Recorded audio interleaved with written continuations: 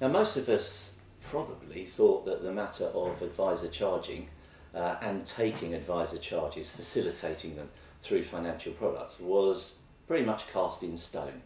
We knew that you could do it. The FCA appeared to be happy with the fact that you can do it. The tax rules were relatively clear. Sometimes taking the advisor charge from a product would have does give rise to tax consequences. You can take an advisor charge from a pension, but only in relation to the advice given in relation to that pension. You can take, and there'll be no tax consequence. You can take an advisor charge from an ISA, and there'll be no tax consequences because ISAs are tax-free. You can take an advisor charge from a collective investment. If it means selling down investments, that could give rise to a capital gains tax charge. It will definitely give rise to a disposal. In most cases, that's going to be exempt. And when it comes to investment bonds, onshore or offshore, it's fairly well settled that an advisor charge for advice given to an individual on his personal financial planning, the charge taken from the bond would constitute a chargeable event. So the money would come out of the bond and go to the advisor, having been authorised by the client. It would constitute a chargeable event, probably wouldn't give rise to a chargeable gain, but would eat into the 5% withdrawals. Well, there's been a bit of a change, it seems. There is another option, it appears, in relation to investment bonds.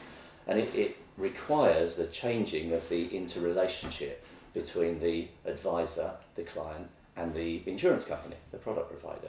So what happens here in this option, because it's not compulsory, is that the insurance company appoints the advisor to be their advisor, to give them advice on the funds, when to switch them, when to rebalance. So the contractual nexus is between the insurance company and the advisor.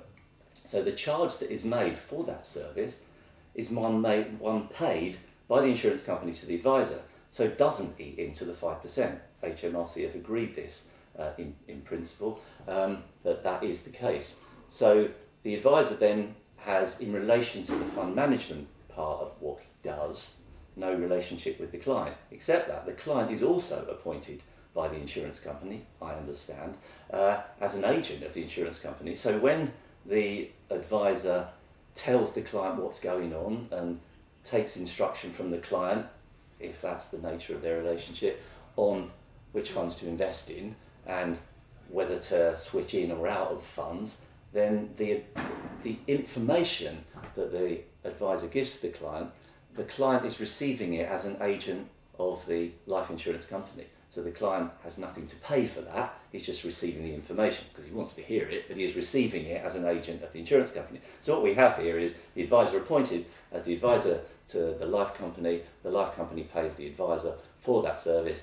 HMRC have agreed that it does not give rise to a chargeable event, and it does not eat into the 5% withdrawals. So on the face of it, that all looks like a good thing, except that the HMRC have made it very clear that that only works, and they're only happy with that, if the payment that is made is purely for advice given to the insurance company on funds. There must be no intermixing of payments in relation to personal advice given to the individual in relation to their personal financial planning.